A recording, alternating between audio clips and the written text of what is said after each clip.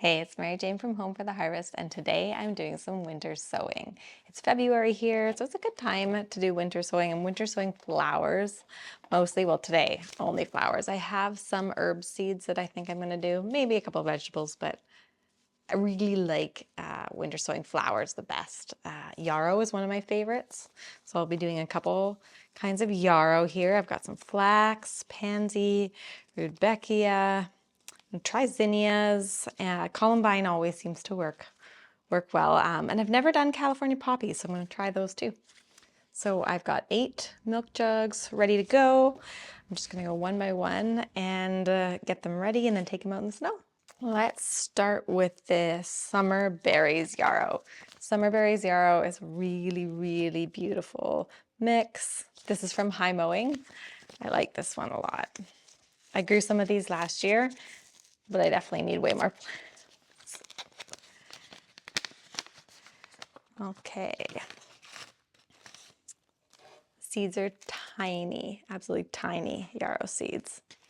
This potting mix isn't exactly the most sterile. This is just some old potting mix that I dug out of my son's dirt pile. So it's got some evergreen needles and stuff in it. It's just really, it's not super sterile, so I wouldn't usually use this for like indoor seed starting, but it seems to be okay for winter sowing. So I had this pile of potting soil. I got a trowel and I troweled it into like a big pot. I put some snow in there and just mixed it all up so it was all nice and moist.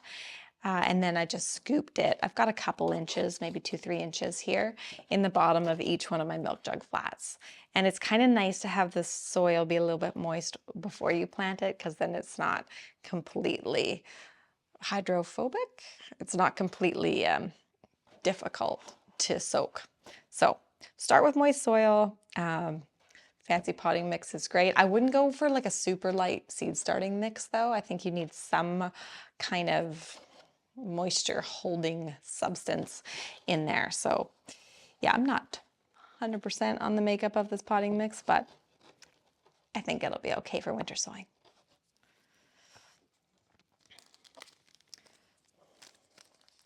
These seeds are absolutely tiny, so who knows? I'm not very good at sowing tiny seeds. I do have one of those little seed dispersal, like arrow plasticky thingies, but I think it's outside somewhere.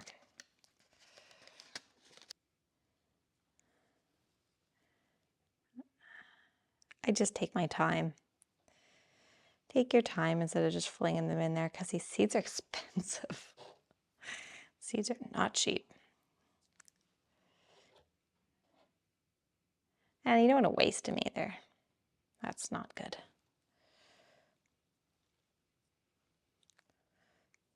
Plus, in a plant that's, or a seed mix like this, where some of them might grow different colors, you want to see what you're going to get. So these seeds are small enough. I'm not going to cover them with any more potting mix. You know, if you wanted to, you could like pat it down just to make sure the seeds are in contact with some soil. But I think watering this when I've planted all these, I'll just give them each like a really gentle little bit of water. And that should be all they really need. I leave the lids off when I'm winter sowing. So this is planted now. I'm just going to water it and tape it. So I'm going to do the rest of them now. I've got this other yarrow. This is from Baker Creek. Says Pearl Yarrow Double Diamond. I've not grown this one before. I think it's going to be quite pretty. So I'll get the rest of these sown. Then I'm going to water the flats, make sure all the seeds are moist, and then I'm going to go and tape them up, take them outside.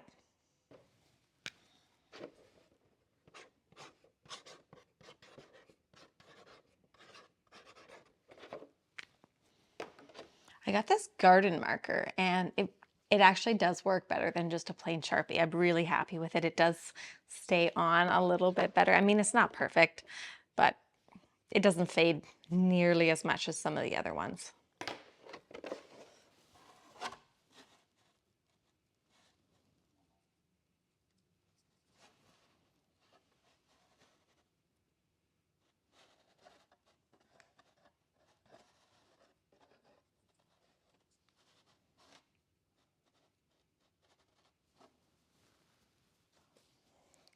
Okay, that one was the double diamond.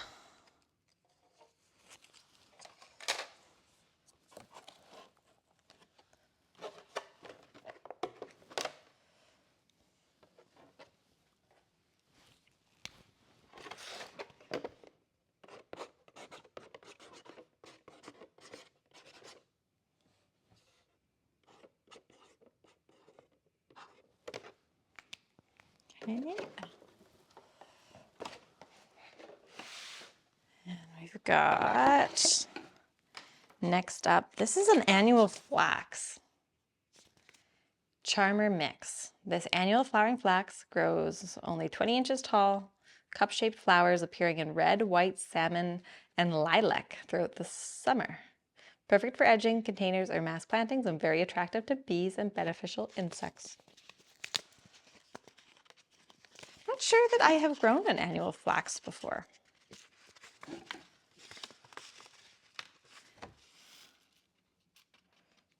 It definitely looks like flax seeds though.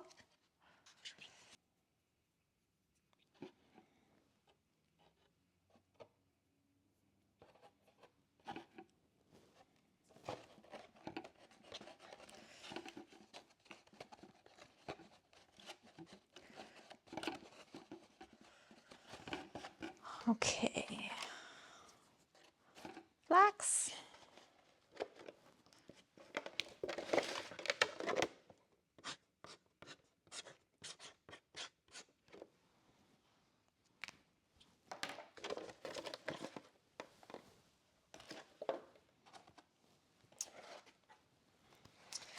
And let's do maybe some pansies. Black pansies are so pretty. I've grown these in the click and grow before inside, but I've never grown them from seed outside. So that'll be good.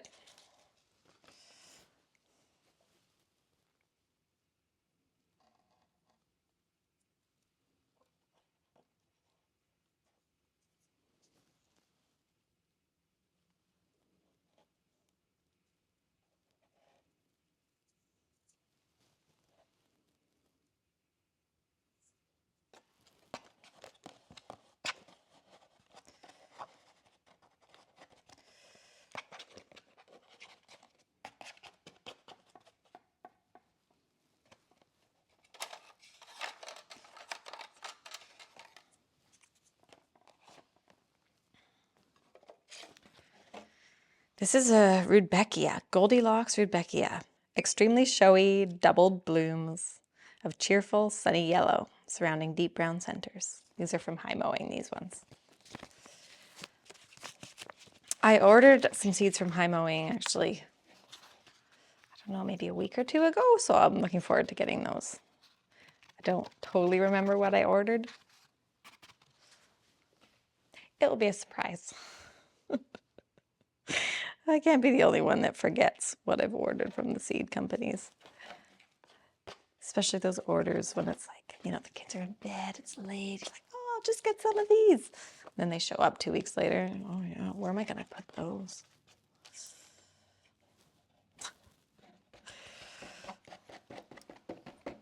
Okay, Beckia.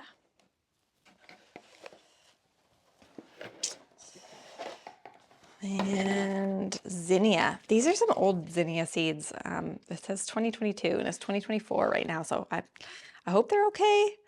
They just look really beautiful. The blend looks really beautiful. It's called the Jilly Blend. I think it's the Jillian Harris for West Coast Seeds from a couple of years ago, so hopefully they germinate. I did not get to them.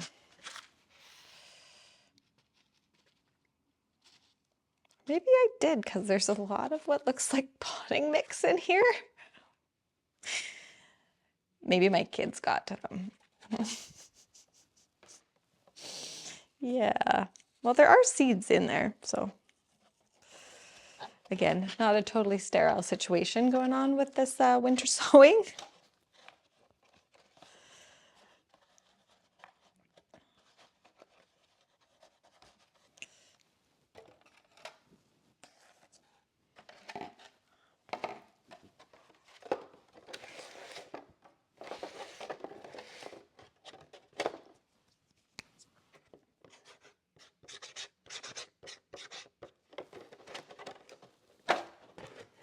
missed some of these.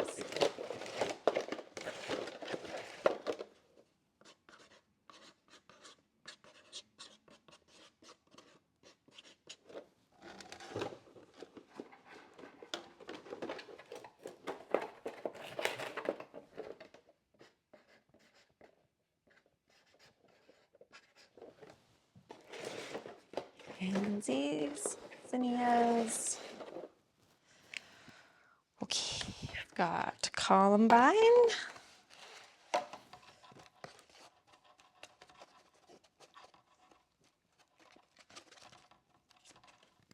Yeah, so I would be being a lot more careful with like sterile seed mix and sterile trays with indoor seeds starting, because damping off seems to be such more of an issue, but I've never had that with the outdoor ones. They seem super strong and happy. I guess maybe outdoor soil isn't supposed to be sterile. I am definitely not a biologist, so who knows? But yeah, I've had really good luck with the outdoor winter sown flower seeds as opposed to whenever I try to start them inside. And I've done things like lavender and in the click and grow that have been tricky to do from seed otherwise. And it's nice to have them in such a controlled little environment. But I mean, winter sowing is just so easy.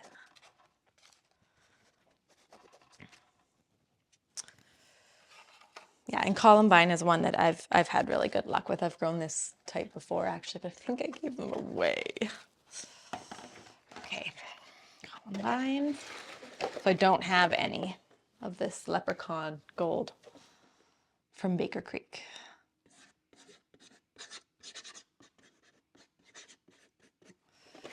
Columbine, and then very last I've got the California poppies. I've done regular poppies. Big black poppies are beautiful. California poppies. Okay. California poppies go surprisingly well up here in our little part of Canada.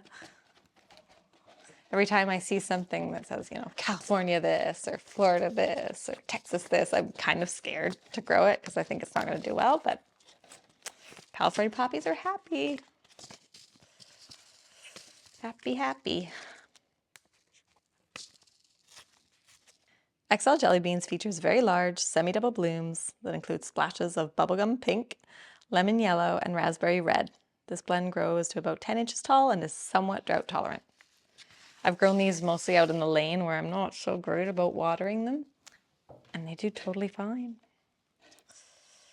I like growing flowers out in the lane. Then people can pick them when they walk by, and the kids come by from the little daycare, and it's very cute. So I think it's nice to have some flowers out there for people. I just transplanted actually a bunch of my peonies out in the fall. I transplanted them out into the lane, so I'm hoping they do okay. It wasn't exactly the most careful transplant, but I think they'll be nice out there. Got some hostas out there, which not so much for the flowers, but they're just pretty.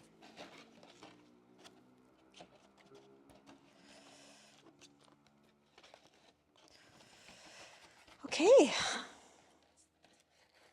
Okay, so at this point, I want to check that everything is labeled, which it looks to be. I label the outsides and then I put a little stick label inside. It's nice to know from the outside what you've got going on in general.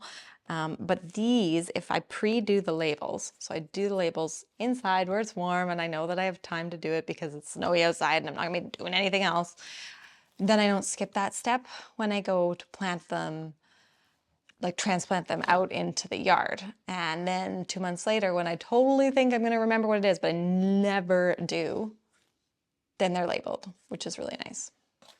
So, labeled, planted.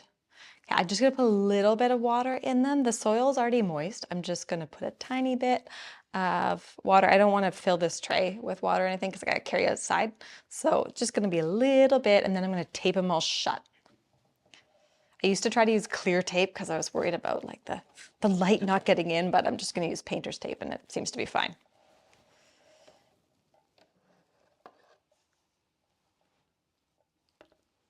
And I leave the lids off, the milk jug lids off, just to let a little bit of snow and rain in there.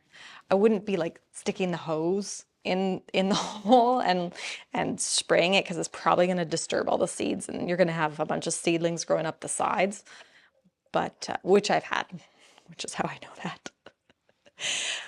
But they seem to be fine. Like, just don't let them dry out too much. So I do check them. But they stay taped usually February, March, and then by April I've cut the tape open or taken the tape off. And I'm checking them on a more regular basis. I want to let some air in by then. It's usually kind of sunny too.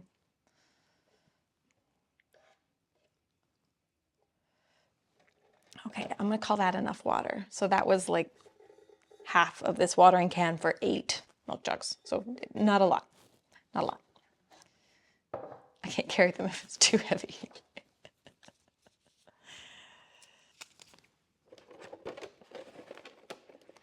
And again, we're not sealing this, you know, this is more just to keep the birds and the wind and the seeds from falling out. So as you can see, I'm being super careful. Okay. Yeah, so this is it. It's ready. Sky, ready for growing. If you can get like a wider painter's tape, that would probably be better. I've used wider tapes in the past, and now that I'm using like a skinny tape, a wide tape is easier to just follow the cut line. But again, we're not sealing this, so it doesn't really matter. The other nice thing about not having to water them for the first little bit because there's rain and snow is like most of our outside taps are actually turned off right now because it's freezing weather. So we do have one that we leave on, but not with a hose or anything. It's just comes out of the house. So it's nice not to be having to haul hoses out and then disconnect them if it's going to freeze overnight. We had a really cold snap after New Year's, but it's actually been quite mild here. So we had a bit of snow on the ground, but not much, not like usual.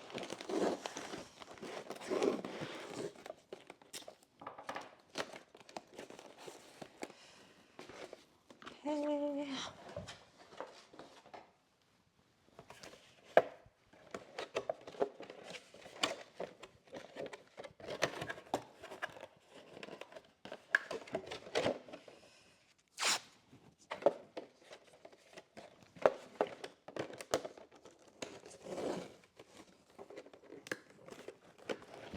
One thing that I didn't tell you that I did was I take a picture of all the seed packets before I plant them so that they're on my camera roll the same day as I've planted this, so I know exactly what I've planted if one of the labels falls off or if something gets out of place. It helps me remember exactly, you know, like what seed company I got the seeds from, that kind of stuff. So I'm not so great at writing things down anymore, but I am getting better at just taking pictures that are time stamped and have info like the seed packet in them so that I can refer to them later. And that's been super helpful.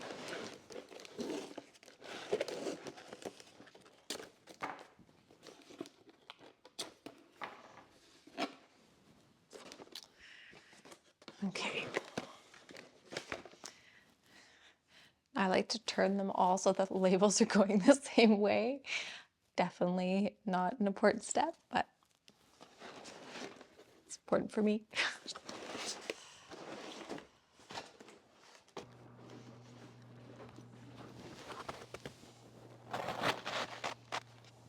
Thanks for winter sowing flower seeds with me. I'll see you in the next video.